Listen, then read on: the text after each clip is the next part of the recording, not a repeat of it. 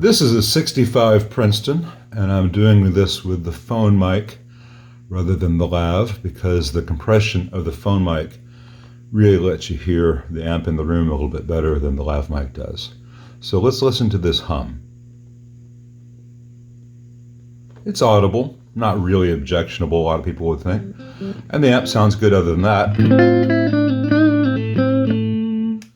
But if I turn the reverb up,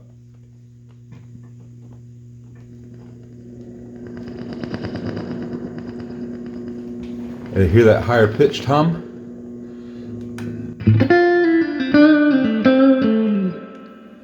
it gets really objectionable. And when this amp came in, it had no reverb at all.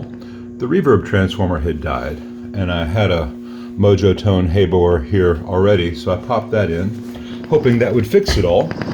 And sorry about the reverb chattering there as I stand up. It's vibrating on the bench. Let me put the guitar down. And, so I thought maybe that hum that I'm hearing is mismatched power tubes, which can be very common.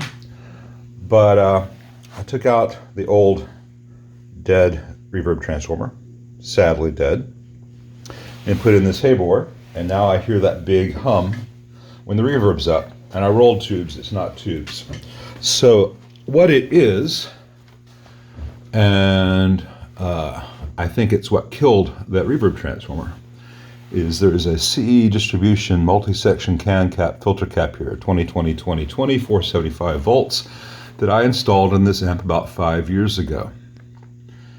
And it is failing. And it is a source of great frustration to me that this is not the first time I've had one of these new multi-section can caps fail within a couple of years, sometimes within a year of installing them. And that's been the case for all the CE distributions. And for a while, I was using Hayseed Hamfest multi-section caps, but one of them broke on me. The cover came off. It had just been super glued on. And inside were a bunch of to me, really cheap radials. They were not great. And the construction inside the can cap I thought was kind of shoddy, and hope for the best is not what I like to do in these things. And because at least one of the sections of this can cap is failing, we have that hum, and that hum is actually ripple on the DC, which means that there is still AC present on that DC. I'm not talking about the band.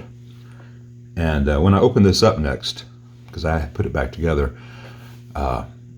when I open this up next, I might measure that AC ripple on where it should only be DC. But I think that AC ripple is what killed this reverb transformer, because it is tied into the screen node on this amp.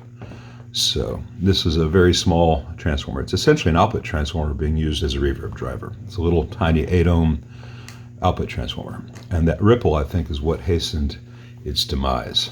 So given enough time, it would also damage this Haybore.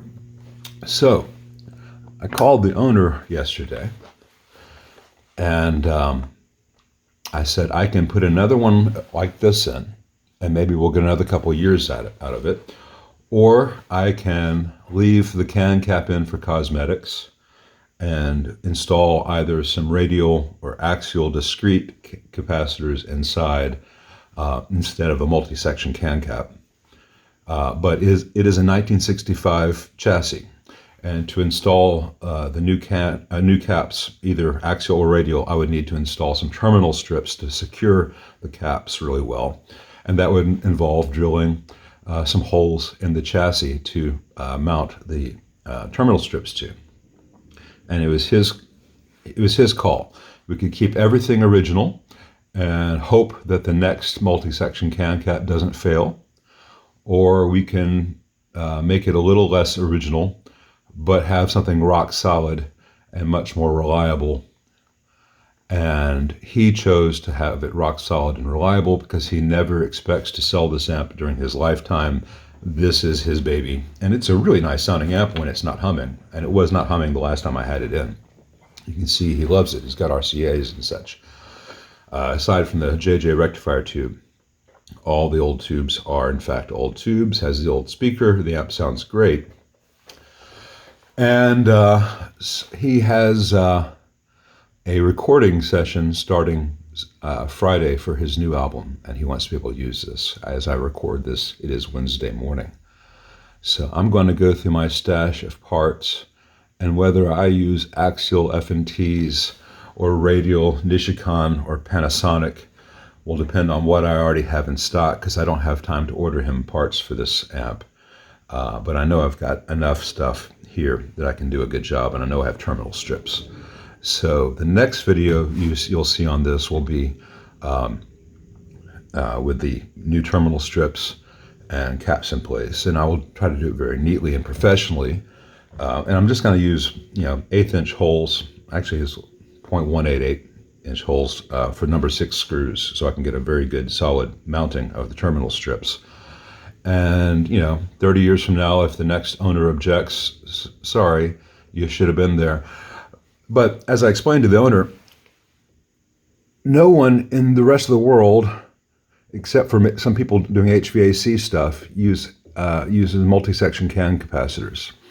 And the HVA stuff are very different values than what we use in amps. So the ones for Princetons, the ones for Champs, the ones for old Ampegs, and the stuff that's still on the market, it's a real niche thing. No one else is using them except for guitar amps, really.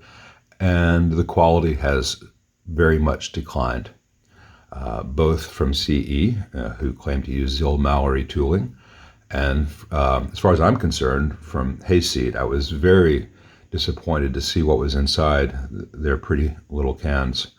And it's just a reality that in 2021, we cannot get the same parts that were widespread in the 50s and 60s.